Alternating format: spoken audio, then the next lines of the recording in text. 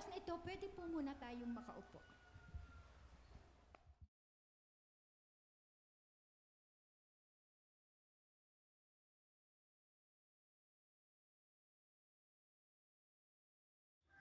Hello, yan. Good morning po sa ating lahat.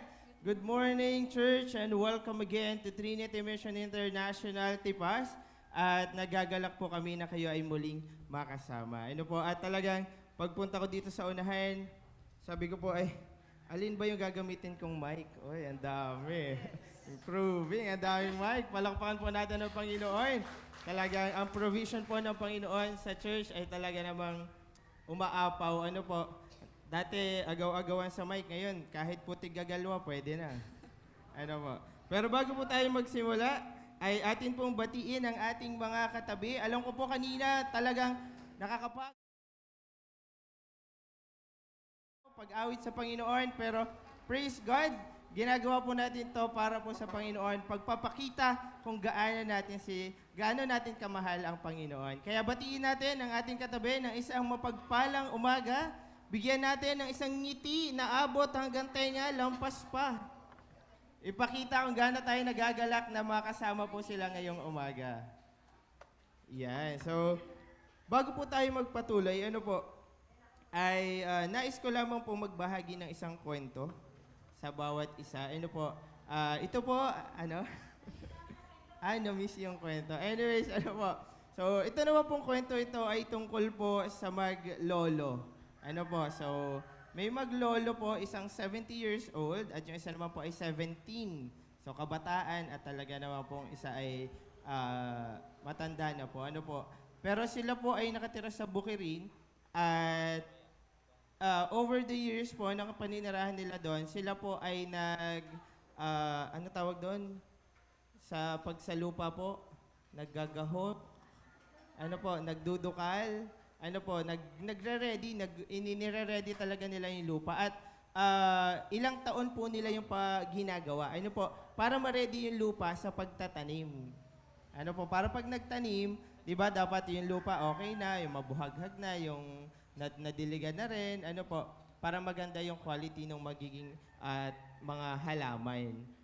So ngayon po, isang araw, parang sobrang tagal na nilang aayos ng lupa.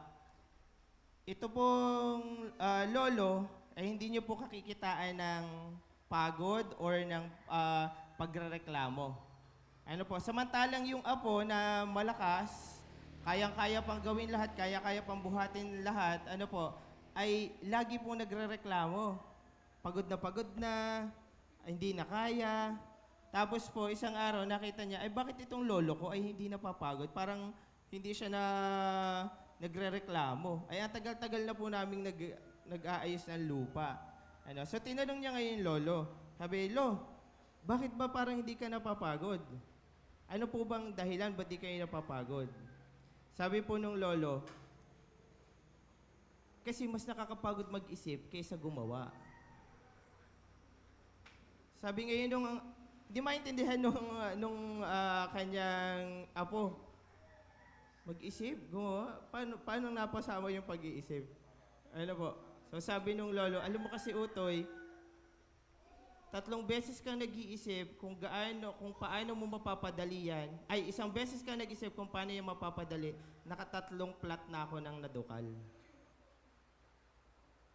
Ano po yung gusto iparating sa atin ng mensahe? Minsan po, may mga bagay, may mga problema na kung minsan napapagod tayo hindi dahil sa sinusolusyonan natin, napapagod tayo kaiisip ng solusyon.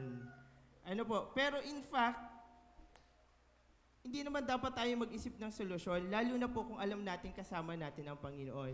Ang kailangan lang natin ay humakbang, sumunod sa Panginoon at panigurado lahat ng isipin natin ay mawawala at hindi natin mararanasan yung pagod, yung hirap. As we continue dito po sa revival ng ating sarili, ng ating family, ng church at ng ating nation, isa po itong reminder sa bawat isa. Opo, talagang napakahirap kung iisipin ano yung mga gagawin ko para ma-revive ako spiritually, yung aking family, yung aking church. Pero lagi po nating tatandaan, wala pong mangyayari kung mag-iisip lang tayo. Ang kailangan po natin ay hakbangan, mas kailangan po natin ng pagkilos, ng paggawa, kaysa naman po sa pag-iisip lamang. Sabi nga po ng Panginoon sa Galatians 6 verse 9, sa New International Version po, let us not become weary in doing good, for at the proper time, we will reap a harvest if we do not give up. Ano po, so as we continue this battle of revival, ano po, patuloy po tayong humakbang patungo sa Panginoon at talagang wag po natin isipin kung ano po yung mga pwede natin gawin. Bagkus, hakbangan natin yung mga dapat nating gawin. Kaya ngayong umaga, isang paghakbang po na dapat natin gawin ay ang patuloy na pag-awit ng papuri sa Panginoon. Kaya po ang bawat isa ay aking inaanyahan na muli ay magsitayo. I-ready po natin yung ating sarili. Ihakbangan natin ngayong umagang ito yung ating pananampalataya sa Panginoon, na ngayong umaga wala tayong ibang mapapasalamatan, mapapupurihan kung hindi po ang ating Panginoon lamang. Kaya naman po muli, tinatawagan ko po ang music team.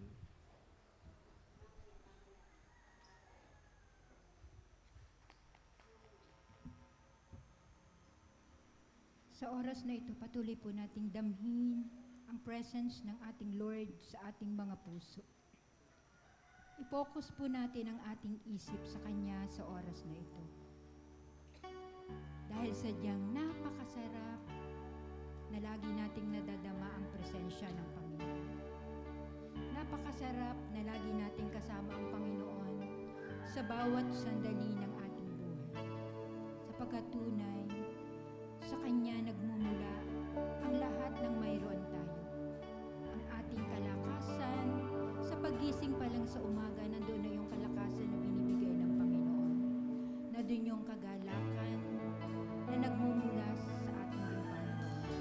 Tunay, yung kapayapaan, yung kakontentuhan ay sa Panginoon nagmumula. Ano man yung ating mga kalagayan, tunay na pagkatiwala lang natin sa Panginoon. Kung ikaw man ay may problema sa ngayon, ang Lord ang siyang nagbibigay ng katugunan.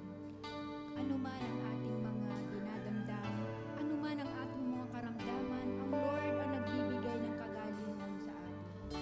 Tunay sa bawat kalungkutan, ang Lord ang nagko-comfort sa atin. Inaalin niya tayo ng kanyang kaaliwan. Tunay ang Lord ay napakabuti at napakadakila sa ating mga buhay. Siya ay nagbibigay ng lahat ng ating kailangan, kaya hindi na tayo dapat mag-aalala, sapagkat siya ang ating dakilang pastor. Sabi nga po ay, tayo ay humingi at siya po ay magbibigay para sa atin. Tunay sa bawat mga plano, sa Kanya lang natin ipagkatiwala. Sabi nga po sa Proverbs 3:6, in all your ways, acknowledge Him and He will direct thy paths. Tunay ang Lord ang magbibigay sa atin ng katagumpayan. Kaya sa Lord lang natin ipagkatiwala ang lahat-lahat sa ating mga buhay. Sapagkat sa Kanya, wala na tayong hahanapin pa.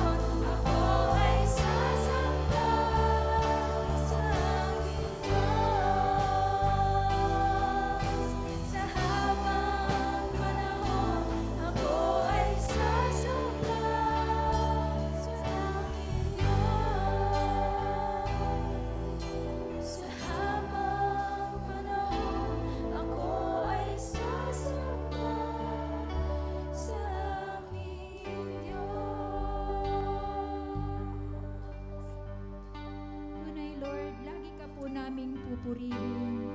Lagi naming itatanghal ang iyong pangalan. Lagi ka po naming pasasalamatan sa bawat araw ng aming buhay, Panginoon. Sapagkat tunay, O Lord, wala ka pong kapantay sa aming mga buhay. Tunay walang kapantay ang lahat ng ginawa mo po para sa amin, Panginoon. Sa kabila, Panginoon, na hindi po kami karapat-dapat, Panginoon. Dahil po sa iyong habag, Panginoon, kami po ay pinapaging karapat-dapat mo po, Panginoon. Kaya Lord, labis-labis ang aming pasasalamat. Labis-labis ang aming pagpupuri, Panginoon. Sapagkat ikaw ang Diyos na napakadakila, napakabuti sa aming mga buhay, Panginoon.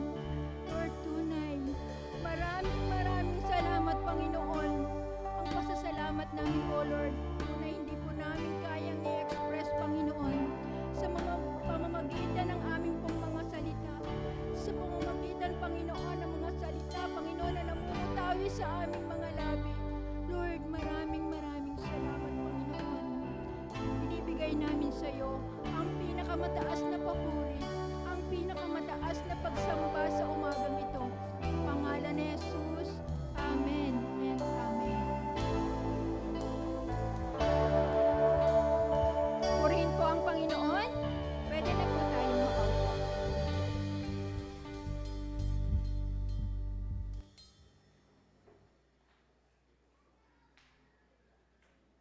Sasamba.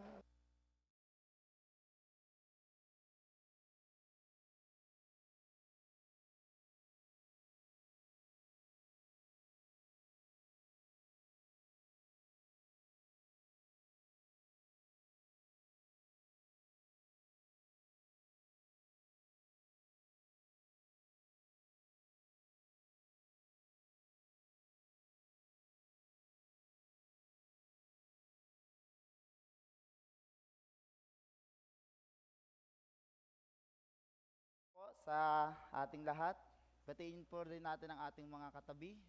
Kung wala kayong katabi, nasa harapan nyo, nasa likuran. Excited na po ba tayo sa nalalapit nating prayer and fasting? Magpalakpakan nga po kung excited na. Ayan. Okay, no? Ito po yung isa sa event na meron po tayo sa church. At least once a year po tayo po ay nagsasama-sama for a corporate prayer and fasting. And gusto ko sana magpanood po sa inyo ng mga patotoo, mga naging bunga pagkatapos po sila mag-fasting, or gusto ko sana sa inyo magkwento po. Pero ako po naniniwala, confident po ako na tayo pong mga anak ng Diyos ay, alam niyo yun, hindi na natin kinakailangan ng ebidensya para lang tayo ay makumbinse na mag-fasting. Naniniwala tayo na basta inutos ng Panginoon, ang goal natin, Lord, tulungan niyo po kami na makasunod. Kaya, ang nakaka-excite dito ay i-unpack din po natin yung mga bagay na ano po ba yung benepisyo ng pag-fasting bukod sa ating pong spiritual, syempre meron po itong sa physical din. Kaya para mas maintindihan po natin to, hayaan nyo po na bagaman nag-pray na po tayo, tayo po ay muling manalangin, tayo po yumuko, tayo po pumikit.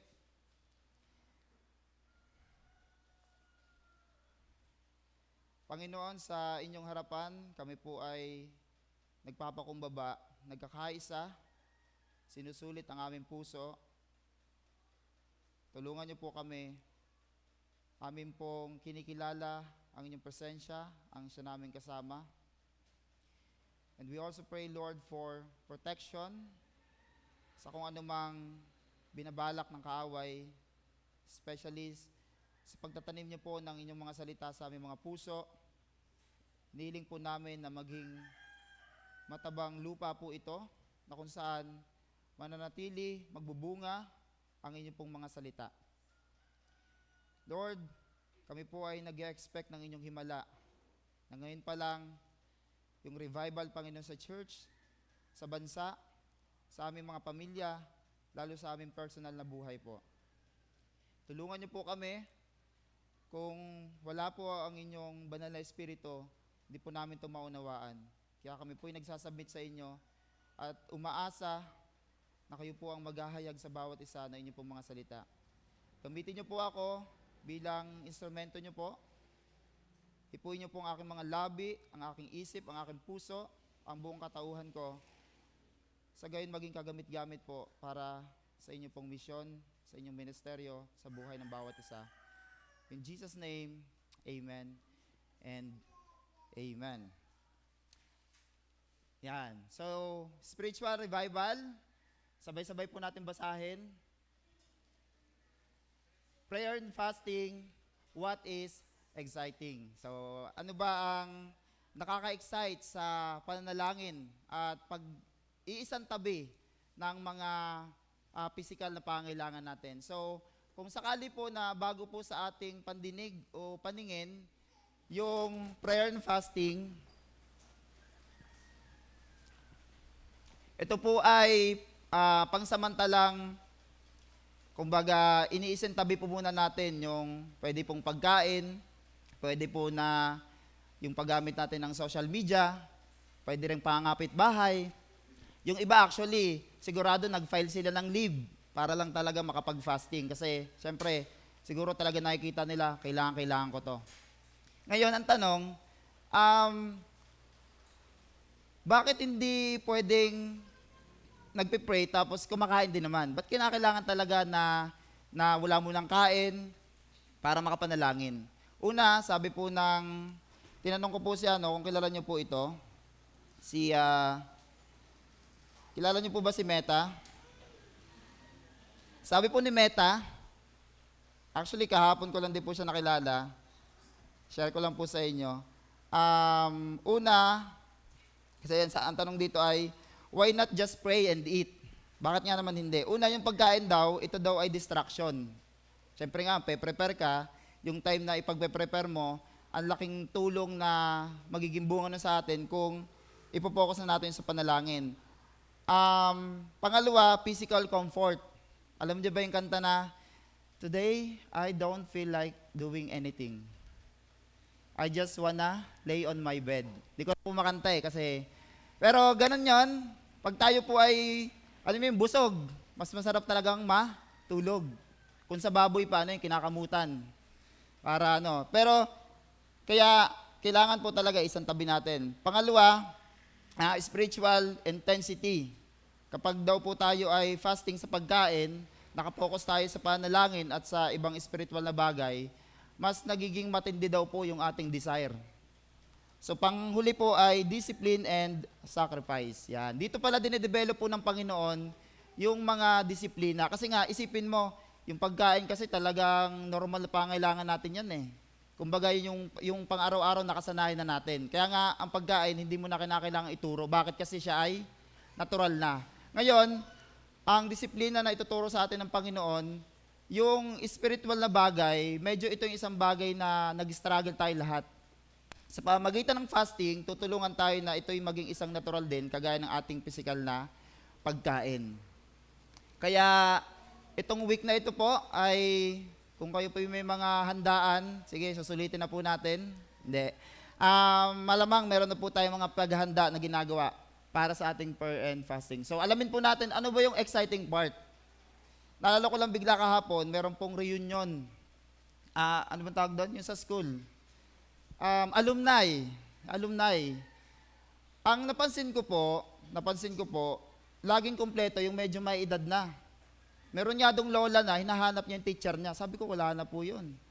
So, kung sino po yung mga may edad na, sila po kumpleto talaga. Bakit? Kasi napansin ko po, doon halimbawa sa batch namin, medyo ang daming hindi po pumupunta kasi nandun po yung pressure na kapag daw po nandun, nagkukwento sa akin yung isa, kapag daw nandun sa mga ganong alumni, kumbaga, kwentuhan daw ng narating sa buhay eh. Kumbaga kaya hindi excited kasi nakatutok sa sarili, anong ikukwento ko doon pagdating ko doon? Ay syempre, pagpunta ko sa aming alumni, dala-dala ko yung ating tricycle. Di ba? Joke lang. So, sila talagang, actually tatatlo po kami sa aming batch. Ngayon, actually hindi naman po talaga ako graduate sa Pinagbayanan. Sa po kayo sa Las Piñas. So, yun lang po yung means na ngayon lang kami nagkita-kita para ma-share po sa kanila yung gospel. So, kaya po ako nagpunta. Pero nagstay din po ako ng matagal. Pero yun nga, ang napansin ko po, ang isang bagay hindi magiging Kumbaga hindi naging excited ang isang tao kapag nakatuon sa kanya. Anong ikukwento ko doon? Ano bang narating ko na sa buhay ko? Samantala, alam niyo po yung mga medyo maedad na, kung bakit sila kompleto, kasi wala na silang kailangan patunayan sa buhay. Ang sa kanila lang, gusto nila lang kausap, alam mo yun, gusto nilang makita, excited sila makita yung isa't isa. Which is, yun naman talaga dapat ang goal po ng alumni. Na talagang sa loob ng mahabang panahon, alam mo yung magkita-kita, magkamustahan, hindi dahil dun sa mga narating, kundi dahil, grabe, sobrang tagal na rin, kahit paano. Kaya ang prayer and fasting po, aalamin natin, ano yung exciting part dito? Kasi, pag hindi natin natuklasan, ano bang benepisyo nito, ano bang mapapala ko dito, or hindi natin naunawaan kung ano ibig sabihin ng prayer and fasting, kung baga ang naging focus lang natin ay iisang tabi ko yung pagkain, ang hirap naman yan. Medyo mahirapan po tayo magsimula. Sa isang banda, ang magbibigay po sa atin ng excitement, unang-una, ito po yung isang pananalangin. Ano pong ibig sabihin? Ano ba ang prayer? Ang prayer is an act of communication. Sa pagitan daw ng human, pag sinabi nating human, basically makasalanan. At sa pagitan ng isang banal na Diyos. Diyan pa lang, pag naisip natin, wow, ibig sabihin tayo, na hindi naman talaga natin deserve, magkaroon ng appointment sa Diyos na banal, kung tutuusin, hindi po tayo talaga pwede makapag-usap sa Diyos. Talagang kung dati, mamatay tayo. Pero dahil nga kay Jesus na nagsakripisyo para tayo, may kalayaan lumapit sa Diyos, yan po yung una na nakaka-excite. Sino po dito nakausap niyo na ang presidente ng Pilipinas? Yung nagpunta talaga kayo sa Malacanang? Wala pa? Ako hindi pa rin. Pero itong matindi. Yung pakikipag-usap, yung pananalangin, pinakamataas po yung kakausapin natin ang ating, hindi lang Diyos kundi ito po yung ating Ama sa Langit. Kaya exciting po ito. Pangalawa, sabi dyan, pwede daw po yung corporate at saka personal. So kaya mag-gather po tayo dito later on, sa next personal. Ibig sabihin, kahit wala kang kasama, pwede ka mag-pray. Ano naman yung fasting? Simply put, it means you stop eating completely or almost completely. Yan. So pag fasting naman, pwedeng talagang buong araw hindi ka kakain para mag-pray.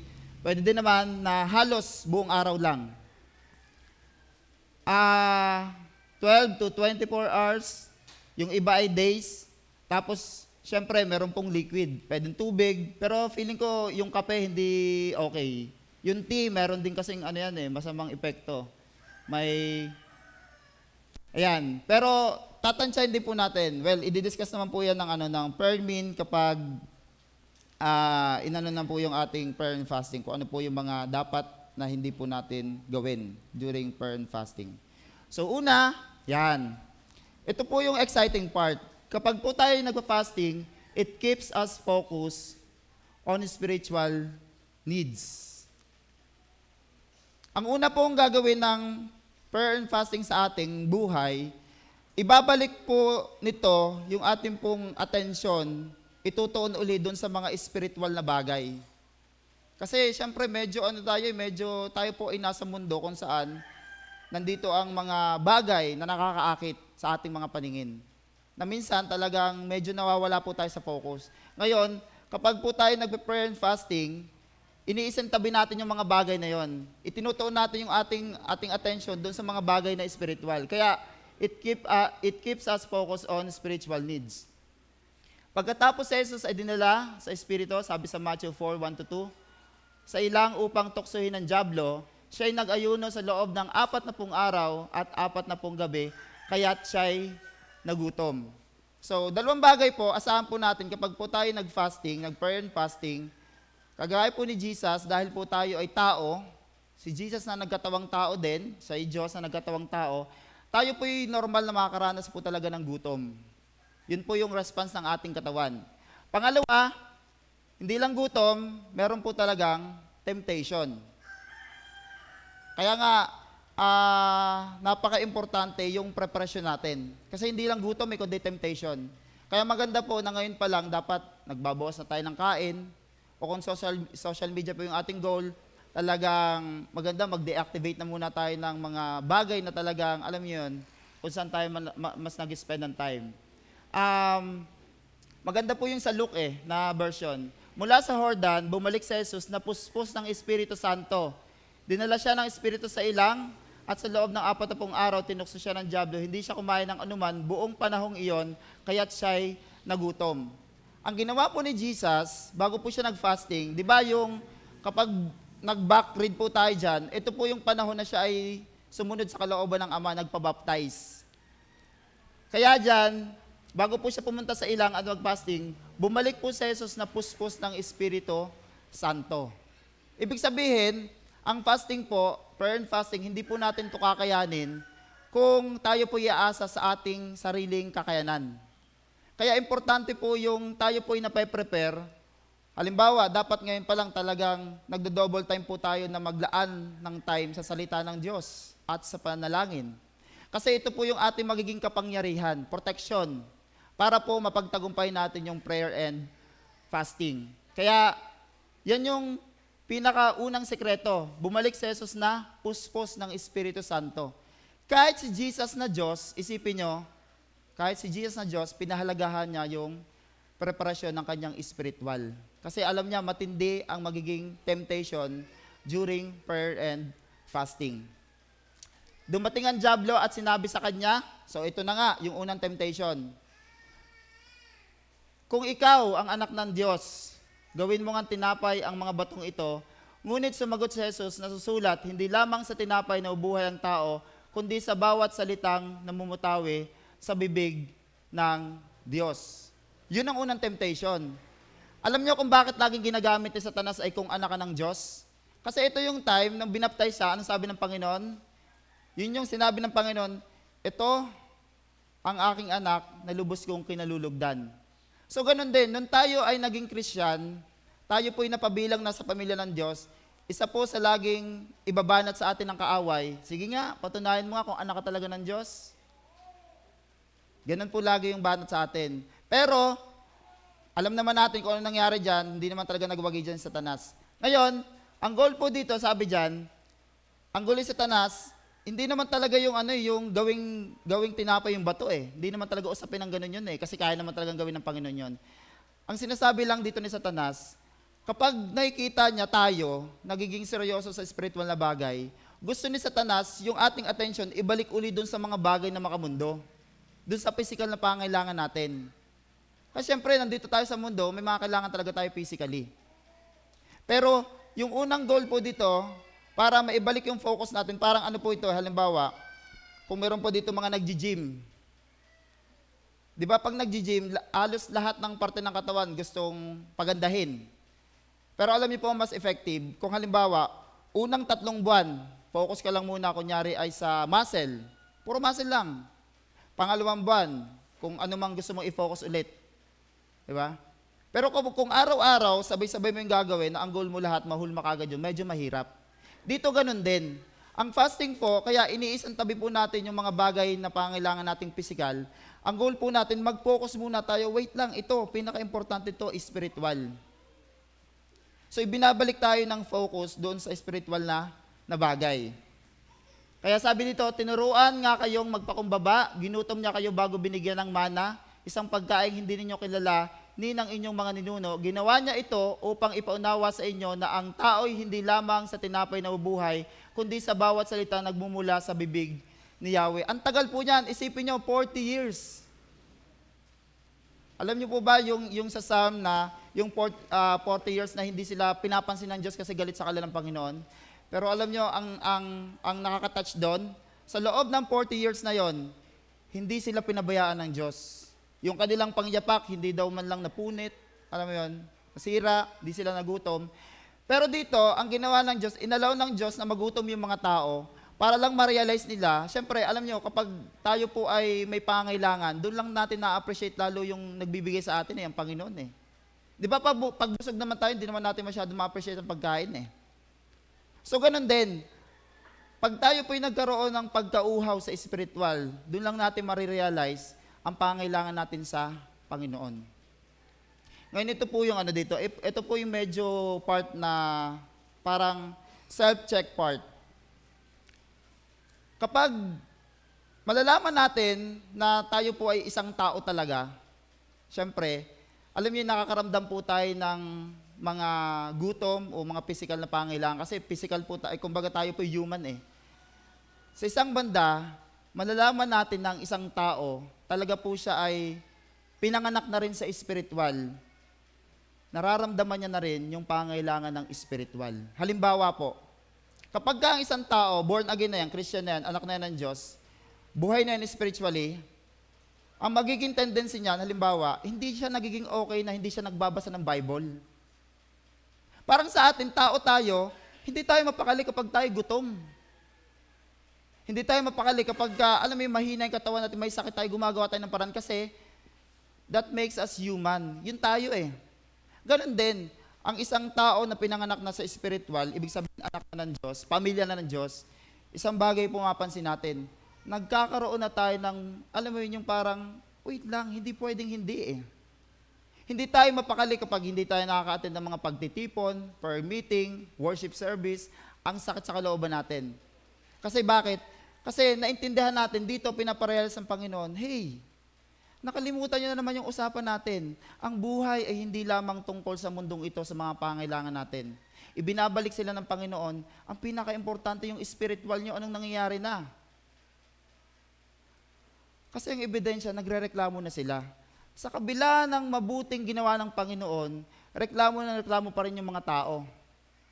Kaya doon nakita ng Diyos, ang problema hindi na yung physical. Ang problema na ay spiritual. Kaya alam niyo po sa buhay natin, ang madaling sukatan kung okay pa yung puso natin, yung spiritual natin, kung paano tayo tumugon sa mga nangyayari sa buhay natin. Kaya itong mga to, tinuturuan sila ng Panginoon. Binabalik sila, kahit nung si Jesus, talagang gusto ni Satanas na, alam mo yun, yung, huwag mo intindi masyado yung spiritual na bagay. Itong kailangan mo, physical. Pero maganda, alam niyo po, tayo alam naman talaga natin what matters most eh, kung ano talaga ang pinaka-importante. Oo, nandyan na, especially sa mga magulang. Sa kagustuhan na mag-provide talaga ng pangailangan para sa bahay. Pero ang isang wise na magulang, ang focus niya, hindi lang yung physical, anak, sa totoo lang, hindi ito yung concern eh. Kaya nga natutuwa po ako may mga magulang, kahit college yung anak nila, graduate na, may pamilya na, nagsisika pa rin silang mabisita, kinakamusta nila, anak, kamusta ka kay Lord? Okay ka pa ba? Hindi kinakamusta ng mga magulang yung sweldo o yung trabaho, hindi eh. Kinakamusta palagi ng magulang, anak, yung spiritual mo. Natutuwa ako, pinatapos ka ng Panginoon, natutuwa ako na okay yung buhay mo, pero anak, yung spiritual, huwag mong pabayaan yan. Mas importante yan. Pangalawa, it gives us force to live a holy life. So yun yung una. Ang pangalawa naman natin, pag sabi yung force, ito po yung puwersa eh. Kailangan na ng puwersa. Kasi ang goal sa atin ng Panginoon ay, alam niyo yun, yung mamuhay tayo sa kabanalan. Na which is, ito yung pinaka-problema ng henerasyon ngayon. Alam niyo po, ang isa sa pinaka-nakakadurog ng puso, meron pong isang kabataan. Siya po ay magsusuicide. By God's grace, naabutan po siya ng mga tao na nag-rescue sa kanya. Nung siya po ay magsusuicide na, kinakausap siya, lumalabas matindi talaga yung kanyang problema. Kasi, ang problema niya ay, feeling ko nga sakit yon. Pero ang problema niya, meron po siyang asawa, buntis pa.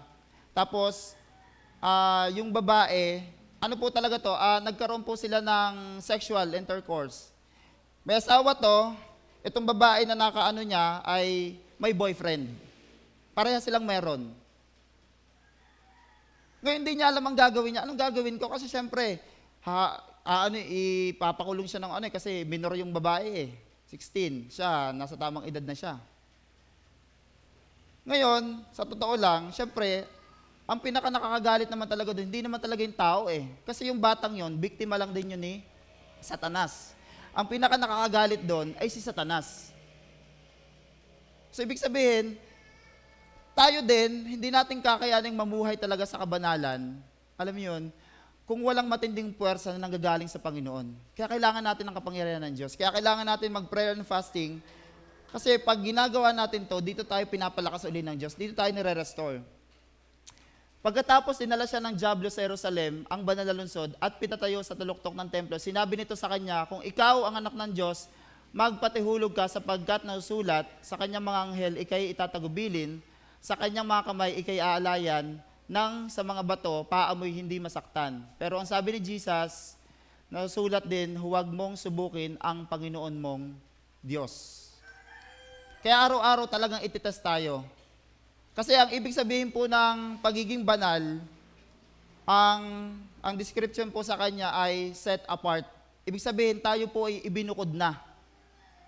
Ang goal ngayon ni Satanas, ang goal ng kaaway, tayo na ibinukod ng Diyos mula sa mundong ito, gusto ng Panginoon, mag-focus tayo sa spiritual. Ang goal naman ni Satanas, ibalik ulit tayo sa mundo. Kaya nandun lagi yung temptation na, halimbawa, kakagaling lang natin minsan ng church, kakapag-church lang natin. Natetest agad tayo pag uwi natin sa ating pamilya. May mga test kagad yan. Pagbalik natin ng trabaho. Kasi sobrang dali lang naman talaga mag-act dito as holy eh. Madali lang maging mabait dito, maging magalang. Pero ang pinakamahirap na part, dun sa mga panahon, hindi na natin kasama ang isa't isa. Eh hiwa-hiwalay pa naman tayo ng trabaho, ng school. Di ba? So kaya, kakailanganin talaga natin ang puwersa na nagmumula sa Panginoon. Sabi dito, kaya nga ihanda ninyo ang inyong mga isipan para sa dapat ninyong gawin, maging mahinahon kayo at lubos na umasa sa pagpapalang tatamuhin ninyo. Kapag nahayag na si Kristo Jesus, bilang masunuring mga anak, huwag kayong umayon sa masamang pagnanasa tulad ng ginagawa ninyo noong kayo'y wala pang tunay na pagkaunawa. So yun po ang goal. Ang goal, dapat lagi pong inire-ready natin yung isip natin. Alam niyo maganda kay Jesus kung bakit hindi makaisa sa kanya si Satanas? Kasi kung gaano kadaming alam na Word of God si Satan, mas madaming alam ang Panginoong Jesus.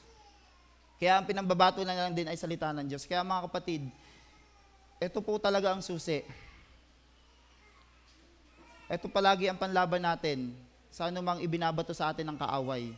Kaya sobrang importante nagme-memorize tayo ng salita ng Diyos. Sobrang importante na ito hindi lang po binabasa, kundi alam mo yung inaaral talaga. Kumbaga sa mga estudyante, yung nagre-research ka pa, ganun-ganun ang pag-aaral ng salita ng Panginoon. Kasi hindi natin kakayanin. Ihanda lagi yung ating isipan. Kasi ang labanan po ay nasa isip nagsisimula. Kaya alam nyo, kapag talo na kagad tayo sa isip, may binubulong si Satanas, inayunan natin, yun, lagpak na kagad tayo. Kaya kailangan natin ng proteksyon, matinding puwersa. Dahil ang Diyos na pumili sa inyo ay banal, dapat din kayong magpakabanal sa lahat ng inyong ginagawa, sapagkat nausulat, magpakabanal kayo, sapagkat ako ay banal. Utos ang pagiging banal. Ibig sabihin, syempre, alam naman natin yung kabanalan, hindi naman po ito natin nakukuha sa mga ginagawa natin eh. Yung pagbabasa ng Bible, hindi dahil dyan tayo nagiging banal. Yung kabanalan na meron tayo, galing po yun sa Panginoong Jesus na tinanggap natin, na pinanampalatayahan natin. Pero, inuutosan pa rin tayo ng Panginoon, kailangan work out. Kaya nga ang term ay i-work out, ibig sabihin meron na. May kabanalan na sa atin, kailangan na lang natin i-practice ng i-practice. At ang isang paraan po, para mas mapag-igi po natin yan, ay kung mas maglalaan tayo ng maraming time sa mga spiritual na bagay sa pamagitan po ng prayer and fasting. At lastly, it takes our eyes on the future. Ito ang maganda. Ibabalik ng Diyos yung ating, alam mo yun, yung ating mga mata dun sa ano bang naghihintay sa atin sa hinaharap. Sa totoo lang, kung ako man, may pinakapaborito po akong basahin dito sa Bible. Lagi ko pong binabalikan, una yung gospel, pangalawa, yung mga patungkol sa langit. Sa Revelation, dami niyan eh. Kasi nga, hindi natin halos ma-imagine, napaka-sobrang ganda ng buhay sa langit, sa totoo lang. Alam niyo, kapag naintindihan po natin yung kung gaano kaganda ang buhay na naghihintay sa atin sa langit, hindi tayo makapaghintay na alam niyo na, Lord, kung pwede lang. Diba? Kung pwede lang talaga, pwede na bang pumunta dyan? Pero syempre, may mission pa ang Panginoon, kaya nag-stay pa tayo dito. Pero, ang pinaka-exciting part syempre sa langit ay yung makakasama natin ng Panginoon. Hindi yung mga bagay na meron doon. Ngayon, sabi dyan, Pagkatapos dinala siya ng dyablo sa isang napakataas na bundok at ipinakita sa kanya ang lahat ng kaharian sa daigdig at ang karangyaan ng mga ito. Sinabi ng dyablo sa kanya, ibibigay ko sa iyo ang lahat ng ito kung magpapatira pa ka at sasamba sa akin. Aba, napakaganda ng alok. Oh. Ewan ko naman, kung hindi ka sige, Gina, mapapirma dyan. Pero, tanda po natin, alam niyo tayo, kahit opera naman talaga tayo, napakadaming opportunity sa mundong ito. Pero kung makikita natin na maapektuhan yung ating paglakad sa Panginoon, lalo na ating faith, ako personally, sinabihan po ako, sabi sa akin, alam mo, hindi ka bagay sa DepEd. Hindi ka bagay sa DepEd. Kasi sobrang honest mo, hindi ka marunong makisama. Kasi may mga, alam mo yun, bagay talaga na, anyways, pero ganon, minsan may mga pressure sa trabaho natin sa school, kung saan man tayo naroon, talagang itetest yung ating pananampalataya. Iaalokan tayo ng mas magandang, alam mo yun, mas magandang opportunity. Pero tayo, iniisip lagi panagi natin, kapag ginrab ko ba to, saan ako dadalhin ito? Saan ako dadalhin ito? Kapag ginrab ko ba to, mas magiging malapit ba kami ng Panginoon? Matutupad ba yung mission ng Diyos? Makakapag-disciple ba ako sa lugar na ito? So yun palaging tanong natin. Kaya kahit ino-operan dito si Jesus ng napakagandang mga bagay, isipin mo, ipinakita sa kanya lahat. At ang pinakita lang ni Satanas yung magandang part. Yung kaakit-akit. Kaya dapat maging discerning po tayo. Like, wag tayong mahulog kaagad doon sa kung ano yung nasa front. Especially malimit yan sa trabaho. Kapag sa trabaho po, ang tinignan kaagad natin is sweldo, yun, yari na kaagad tayo dyan, hulog tayo dyan sigurado. Kapag sa pag-aaral, ang tinignan kaagad natin ay, eto, sikat na paaralan to. Pero hindi natin tinignan anong core values ng school na yon. Baka sa school na yun, bawal mag-share ng gospel. Pwede ka naman pumasok doon, di basta, mag-share ka pa rin ng gospel kahit bawal. O kaya, kung talagang hindi mo kayang panindigan yung pananampalataya, kung talagang hindi mo kayang labagin yung rule ng school, wag ka na lang doon pumasok kasi hindi din yon. So madaming ganun mangyari, ipapakita sa atin. Kaya ang goal ng fasting, ito po maganda sa fasting. Ang goal ng fasting, alam nyo, dahil syempre mas maglalaan po tayo ng oras sa mga spiritual na bagay. Dahil maglalaan tayo ng oras sa mga spiritual na bagay, ibabalik po dito yung ating pong kaisipan doon sa future na naghihintay sa atin. Kaya sumagot si Jesus, lumayas ka Satanas sapagkat nasusulat, ang Panginoon mong Diyos ang dapat mong sambahin. At siya lamang ang dapat mong paglingkuran. Pagkatapos, iniwan siya ng dyablo, dumating naman ang mga anghel at siya'y pinaglingkuran. So walang nagawa si Satanas dahil alam ni Jesus, una, kung ano talagang kanyang mission sa mundong ito. Kaya ngayon, kung mapansinin po natin dyan, at siya lamang ang dapat mong paglingkuran. Ang tanong ngayon, ang goal kasi ni Satan talaga, dun sa mga ibinabato sa atin, isa lang naman talaga ang goal niya eh. Ang goal niya, may alis tayo dun sa pagsamba sa Diyos. Ang problema minsan, hindi tayo masyadong aware na akala natin ang pagsamba kay Satan ay yung sa kanya tayo lumuluhod, sa kanya tayo sumusunod. Actually, kapag tayo po ay umaalis doon sa kung paano tayo sinat apart para sa Panginoon, bumabalik tayo sa mundo, yun pa lang po, pinapakita na natin na wino-worship natin si Satan. Yung bawat pagpili natin sa kasalanan, pagsamba na po yung kay Satanas. Yung bawat pag-ayaw natin sa spiritual na bagay, pagsamba na po yung kay Satanas. Kahit hindi pa natin sinasabi na si Satan yung ating wino-worship. Kaya importante po ito. Pagkatapos tuksoin si Jesus sa lahat ng paraan, umalis na ang dyablo at naghintay ng ibang pagkakataon. Asahan na po natin to. Kaya nga, if I may encourage, ang fasting po ay hindi lang po once a year. Especially, ako po naniniwala, yung mga nagpipreach, once a week po yan, may fasting palagi yan.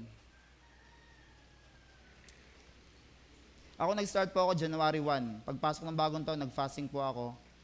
And, syempre, ang hirap clueless ka sa bagong taon At alam niyo po naging bunga, sa tagal-tagal kong iniisip kung anong gagawin sa campus, sa San Juan Senior High School, halos maloko-loko na ako. So, nung during in fasting, nung January 1, isa po sa instruction ng Panginoon sa akin, kasi binigyan ako ng chance na magstay ng 1 month sa school. So, sabi ng Panginoon, ang gawin mo, isa-isahin mo yung mga estudyante sa kanilang bahay. Kasi nung una, ang alam ko lang, sa loob lang ako ng school, mag-share ng gospel, magdi-disciple, doon lang. Pero during prayer and fasting, noong January 1, ang conviction ng Panginoon ay ganun. Pero alam niyo po, ang hirap talaga. I mean, nakakapagod siya physically. Pangalawa, syempre, magastos din. Pero isang bagay ang natutunan ko. Kapag nakita natin talaga yung kalagayan ng mga tao, kasi hindi ko magets nung una, Lord, ba't sa bahay-bahay? Pwede naman kami sa loob nila ng campus, nagmi-meet naman kami dun Pinupuntahan ko din naman sila sa room, nag-uusap-usap naman kami, nagba-Bible study naman kami. Pero yun pala, gusto lang ipakita ng Panginoon, tingnan mo yung kalagayan nila para mas maintindihan mo sila. Alam mo yung isa po sa napuntahan ko, talaga nandun pa lang, hindi pa kami nakakapasok sa kanilang tahanan. Mararamdaman mo na yung compassion na kailangan talaga ng mga school, ng mga Kristiyano. At alam niyo yung good news, pag uwi ko, ang dami kong dalang gulay. Doon sa isang estudyante, pakain naman. Maganda rin okay din pala Lord, busog. Kidding aside, ako hindi po ako ganun ka-compassionate pagdating po sa tao. O nandun na, share ako ng gospel, pero yung sasabihin mo na, hindi ako ganun talaga kaano pa Pero maganda nangyari nun. Una, minsan, syempre, meron din pong parang judgment na, ba't ganito itong mga estudyante? Ba't, yung alam mo yung hirap na hirap ka talaga minsan mag-adjust sa kanila. Pero nung nakita ko po yung kalagayan nila, kung saan sila nanggagaling, kung bakit pala ganun sila mag-perform sa school, bakit ganun sila mag-behave, maintindihan mo talaga. Kaya alam mo isang prayer ko, sabi ko, Lord, padamihin niyo yung mga teacher na Christian, kasi sobrang kailangan niyo ng eskwelahan ng mga Kristiyanong guro. Lord, wag niyo nang papuntahin ng abroad yung mga Kristiyanong guro. Wag na. Mas kailangan dito, Lord. Mas maraming kailangan Kristiyanong teacher dito. Nakakaawa po sa totoo lang. Meron po isang school, though medyo boring, kasi walang masyadong suntukan. Meron pong isang school, walang ganun masyado. Pero alam niyo pong problema, ang dami pong kaso ng sexual abuse, dahil pong kasong ganun. Sobrang ang daming mga estudyante na may mga jowa, talagang, alam mo, wala na silang pakundangan. As in, ang dami pong nahuli. Naipag-sex sila sa isa't isa. Sa mga ganong edad. Sa mga ganong edad po. Bakit? Kasi nga po ang problema talaga spiritual. At kapag naintindihan natin na ganon, yun pa lang yun na magtutulak po sa atin na talaga mag-prayer and fasting Ewan ko na lang kung talagang hindi tayo mapapray, mapapasting. Ewan ko na lang kung hindi tayo magkaroon ng puso sa mga kabataan. Kasi alam natin, grabe ang kapahamakan na naghihintay sa kanila. Grabe ang kapahamakan. Napabalita sa mga karatig bayan ang tungkol sa kanya, nagturo siya sa kanilang mga sinagoga at hinangaan siya ng lahat.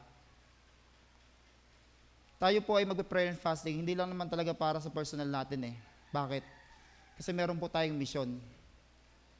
Kaya si Jesus, pagkatapos niya mag-prayer and fasting, hindi naman siya naghayahay na okay na ako. Hindi Pagkatapos niya po mag-prayer and fasting, ang kasunod po niya, nagsimula na po siya ng mission. Kaya kailangan po natin itong gawin, kailangan po tayong magkaisa, dahil meron po tayong mission na kailangan pong gawin. Una sa ating pamilya, na matagal na natin iniiyak sa Panginoon, yung ating mga kapitbahay, katrabaho, kung saan man tayo nandun lugar, ang dami po natin kailangan abutin.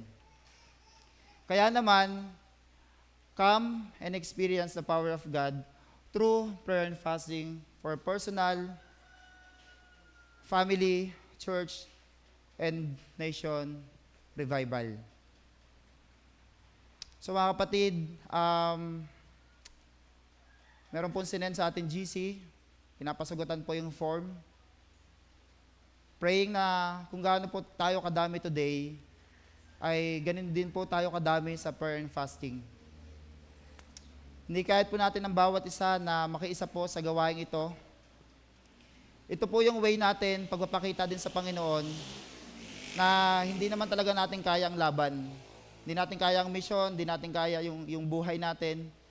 At lalong hindi natin kayang iligtas o kumbinsihin yung ating mga mahal sa buhay. Kahit sobrang tagal na natin silang sinasyaran ng gospel, maliban talaga kumilos ang kapangyarihan ng Panginoon sa kanilang buhay. At sa pamamagitan ng prayer and fasting, dito po tayo hihingi ng awa sa Panginoon. Kaya yun po yung ating goal. Ang pag-usapan po natin, ano ang mga paghahandang ginagawa mo para sa prayer and fasting? Bakit ka excited mag-fasting? Ano ang expectations o inaasahan mo sa pagpa-fasting? So ano ba yung na-expect natin? Pag nag-fasting tayo, yung pangalawa, bakit excited ka? Yung una naman, ang paghahanda po na tinutukoy dito, pwedeng physical po. Ano ba ginagawa natin? Nagbabawas na ba tayo ng pagkain? At spiritual. So nagsisimula na ba tayong mag-spend ulit ng mas maraming time sa mga spiritual na bagay? Tayo po ay tumayo. Tayo po ay mag-pray.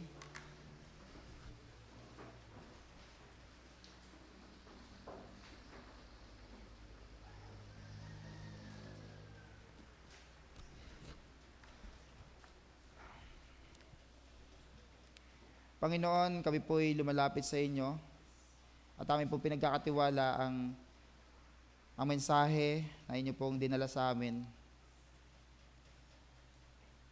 Una Lord, ang goal naman talaga kung ba't po kami nagpe-prayer and fasting ay bilang pagsunod po sa inyong kalooban. Hindi dahil Lord may mga kahilingan kami, hindi Lord ay bonus na lang yon, kundi Lord, ang nais namin, kayo po ay ma-please namin. Yung ma-honor namin kayo, Panginoon, sa aming pagsasama-sama. Kaya ang prayer namin, tulungan niyo po kami na ma-focus muli yung aming attention doon sa spiritual na bagay. Tulungan niyo po kami maisantabi namin yung mga aming ginagawa, lalo pagkain, social media, lahat Lord ng mga worldly things na meron sa mundong ito. Tulungan niyo, ilagay niyo po Lord sa aming puso na alam niyo yung matinding pangangailangan sa bagay na spiritual. Na kung paano, minsan pa nagugutom kami physically, talagang gumagawa kami ng paraan para may makahain kami, Lord. Ganon din, Lord. Yung ma-realize namin na may problema kami sa spiritual, ito yung revival na, Lord, eh. At paglapit sa inyo na, Lord, tulungan niyo kami paano makakabalik talaga. At pangalawa, Panginoon, ang prayer namin, tulungan niyo, Lord, na maranasan namin yung kapangyarihan niyo. Kailangan namin, Lord, ng matinding puwersa para makapamuhay po kami sa kabanalan. Dito niyo kami tinawag, Lord. Tinawag niyo kami sa kabanalan. Maaaring ilan sa amin, Lord, umalis na kami sa mga dating buhay, bisyo, paninira, chismis, lahat, Panginoon, pero ngayon, pagkakataong bumabalik na naman kami, nag-struggle na naman kami, Panginoon. Kaya kailangan namin prayer and fasting para ma-focus uli kami, Panginoon, na hindi ito nakakalugod sa inyo. Ay, Lord, if I may request, ipuin niyo po ang puso ng bawat isa, Lord. I have no power. I am not even able, Lord, to convince ang bawat isa sa amin. Pero, Lord, you're powerful. Sa iyo po ang aming mga puso, Panginoon. And lastly, Lord, tulungan niyo kami, Panginoon, na yung isip namin mabalik uli sa future na naghihintay sa amin. Lord, ayaw namin masahayang yung aming oras, lakas sa mundong ito na sinabi mo sa iyong salita, walang mananatiling nakatayo, nakaharian sa mundong ito. Ang kaharian niyo lang mananatili, Panginoon. Kaya tulungan niyo kami muli na yung aming paningin, makita muli namin, Panginoon, kung ano yung inihahanda niyo sa amin dyan sa inyong pong kaharian. na eventually kami ng mga anak nyo ay tagapagmana din naman talaga nito. Kaya Lord, kung may mga pangarap kami na kami lang talaga naman ang may gusto, kung may mga plano kami na kami lang ang nagplano, Lord, sa oras na ito, binibigay po namin sa inyo. Lord, break our hearts, whatever it takes. Kahit gaano kasakit, Panginoon, basagin nyo kami, durugin nyo kami. Hanggang ma-realize namin, kayo lang ang kailangan namin. Kayo lang ang kailangan namin, Panginoon.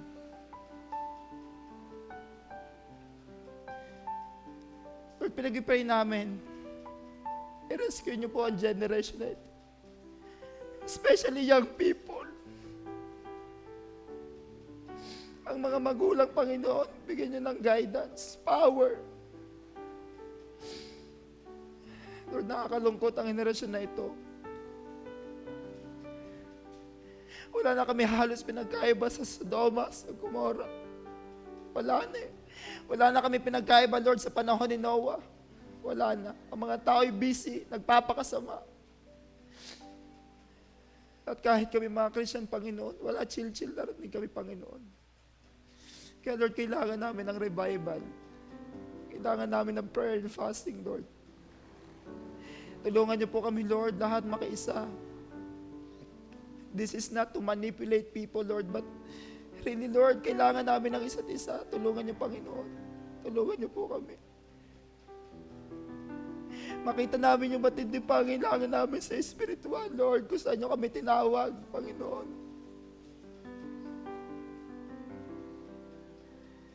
Lord, minsan pa, Panginoon, ibalik niyo po yung aming paningin sa inyo. Minsan pa, Panginoon, pansinin niyo muli kami, Lord. Pansinin niyo kami muli, Panginoon. Kasi ang revival, Lord, hindi naman ito yung naibalik yung gawain. Hindi naman ito yung naibalik yung pagbabasa ng Bible, yung pag-pray. Kundi ang revival, Lord, yung nandun na uli yung presensya niyo, pinansin niyo na uli kami sa kabila ng aming mga kasalanan. Yung sinamahan niyo na uli kami, Panginoon, yun yung revival, Lord. Walang kwenta lahat ng ginagawa namin, Panginoon, kung wala kayo. Kaya ito po yung matinding hiling namin, Panginoon. Will you bring us revival once again sa church na ito, O God? Sa nation, sa aming mga pamilya, sa aming mga personal na buhay, O God. Tulungan yung aminin namin sa aming mga sarili, yung aming mga kahinaan at pangangailangan sa inyo. Lord, balik nyo kami sa mission. Magligtas pa kayo, Lord, ng maraming tao, maraming kaluluwa. Lalo na, Panginoon, by Monday, babalik na ulit kami sa trabaho, sa school, kung saan man kami pumupunta throughout the week. Lord, huwag niyo namang hayaan na doon na lang umiikot yung buhay namin. As if wala kaming mission. As if wala kaming purpose.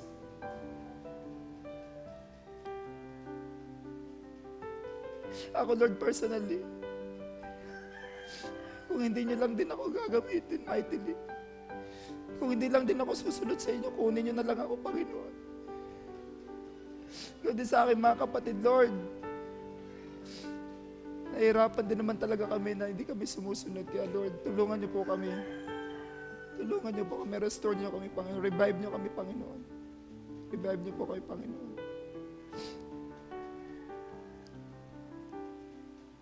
Kami salamat po, Lord. Ito po yung panalangin namin. In Jesus' name, amen and amen. Pare na po tayo makaupo. Magandang umaga po ulit sa ating lahat. At meron lang pong ilang pagbabalita po sa atin.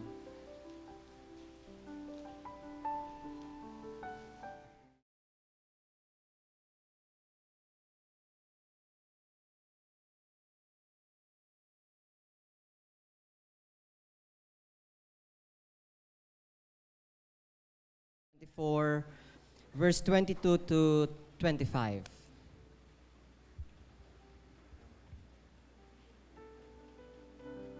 Second Samuel 24, verse 22 to 25.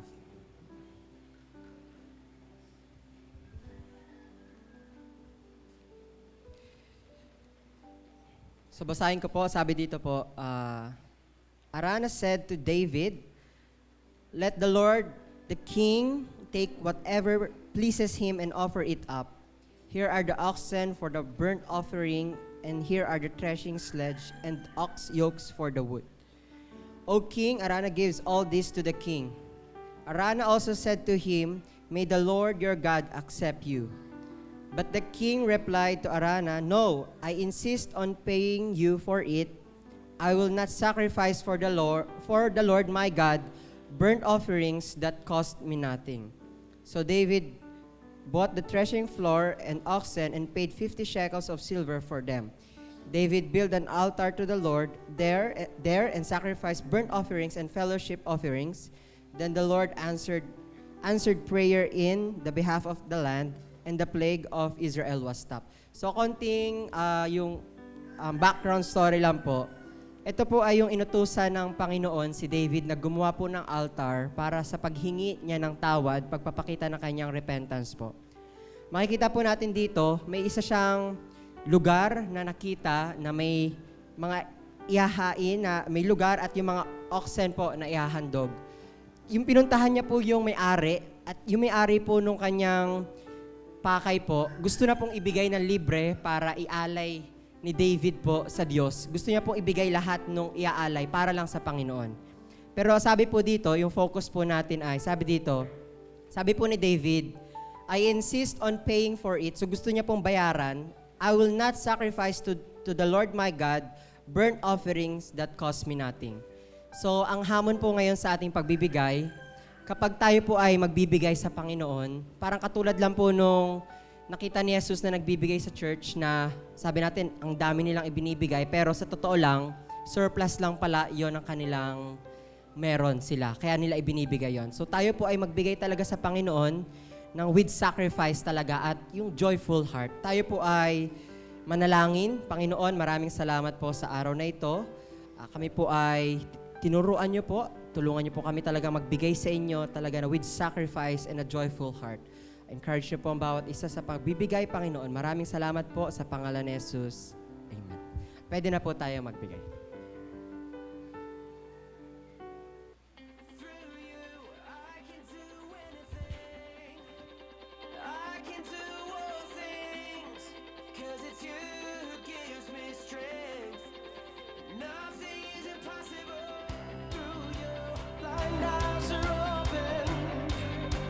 Strongholds are broken. I am living by faith. Nothing is impossible. Yeah. Nothing is impossible.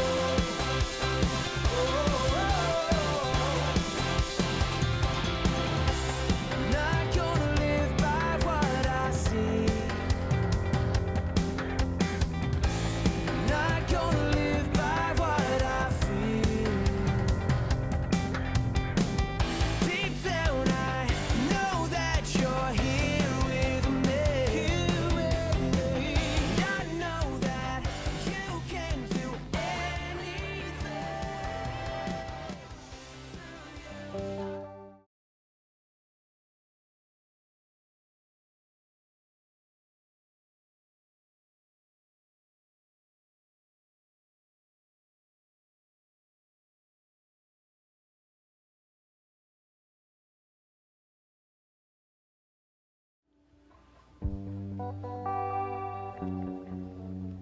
Hello po, good morning po sa ating lahat. Nandito po ako sa inyong harapan para po maghandog ng isang natatanging special number po para sa Panginoon. Alam niyo po, personally ngayon, kinakabahan po kasi first time ko pong tumayo dito sa unahan na mag-isa, na mag-special number para sa Panginoon.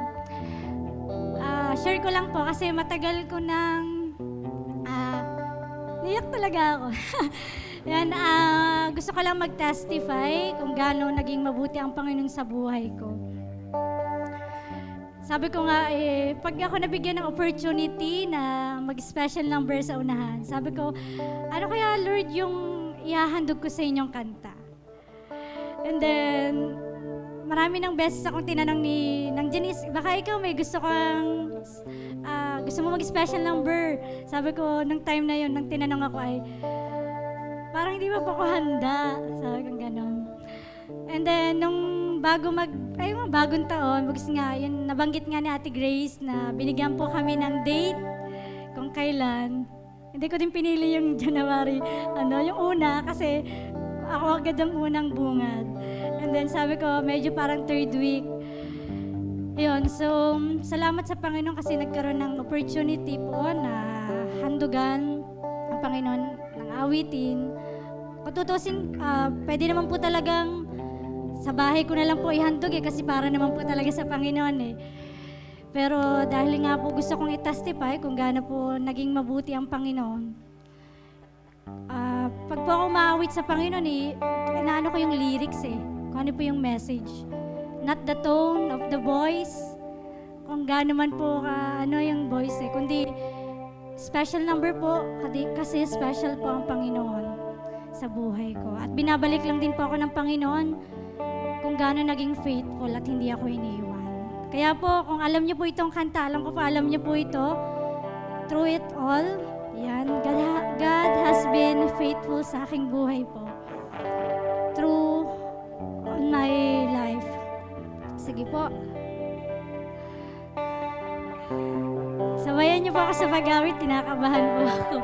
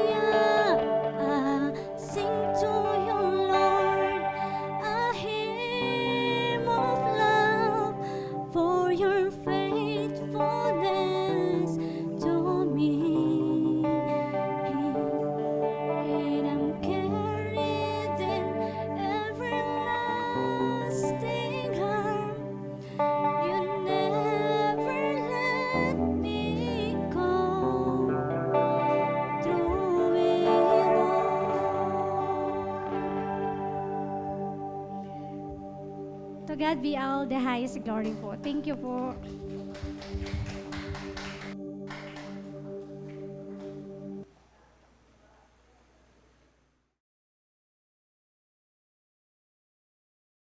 Langin, tayo po'y tumayo.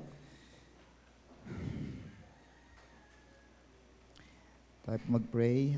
Lord, muli nagpapasalamat po kami sa inyong biyaya at sa inyong gagawin, Lord, during prayer and fasting. Kayo po'y magsasama-sama na kayo po yung aming sinadya. Kaya Lord, ngayon pa lang, Panginoon, ayon pong muling hinihiling yung preparasyon po namin, physically and spiritually, lalo po yung aming emotional na aspect ng buhay. Ang prayer namin, Lord, makapag-invite din kami ng mga kasama namin at talagang maganap po, Lord, yung kalooban nyo para po sa inyong local church na ito, sa kabuuan po ng TMI at ng Body of Christ. Maraming salamat po. Ito po yung panalangin namin in Jesus' name. Amen and amen.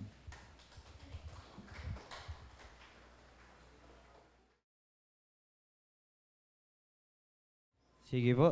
Muli po, magandang umaga po sa ating lahat. At bago po tayo magtapos ay narito muna po yung mga ilan po sa ating mga regular announcements. Ano po? So, bago po tayo pumunta sa mga may birthdays, ngayon po ay anniversary ng TMI Malabanban. At mamaya pong alauna ay makikiselebrate po tayo sa kanilang anniversary. Ano po, dito po yung sa may Malabanban.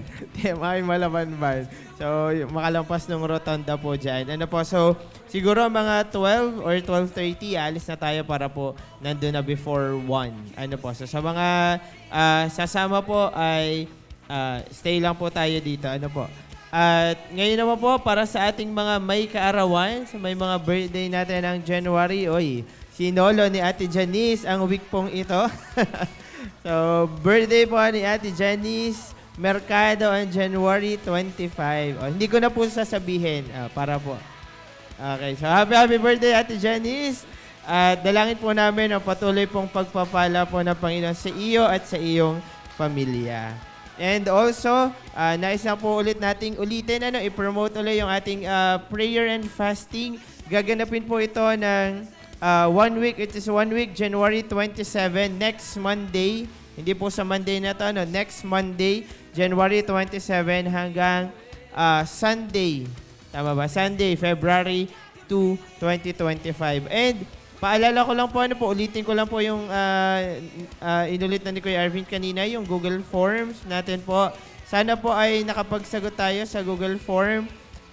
Meron po dong mga data, mga kailangan nating fill upan. Kung ilang araw, para po maitala po natin dito.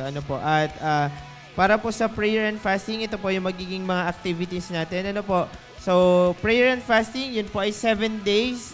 So, nandun naman po sa form kung anong araw or ilang araw po yung i-commit natin. But, raran po ng 7 days yung ating prayer and fasting. Then, meron din po tayong 24-hour prayer chain. Ito po yung sa Google Form. Kung nasagutan nyo na po, yun po ay merong mga pipili kayo ng oras. Kaya po siya prayer chain kasi po para siyang sunod-sunod na panalangin. Para hindi na po putol yung panalangin natin. So, magko-commit lang po kayo kung ano pong time kayo mag-pray doon po sa mga pamimilian natin sa Google Form. And meron din po tayong mga physical gathering, prayer gathering. Dito po, Tuesday, nakaschedule po tayo dito, TMI Tipas. Kapag Wednesday naman po ay sa TMI Malabanban. At kapag Thursday sa TMI Santa Catalina. Yun po ay para sa week na yun. Yung oras po ay kino-coordinate pa lang po sa ibang church para po may announce sa atin kung ano po yung exact time para doon sa ating physical prayer gathering.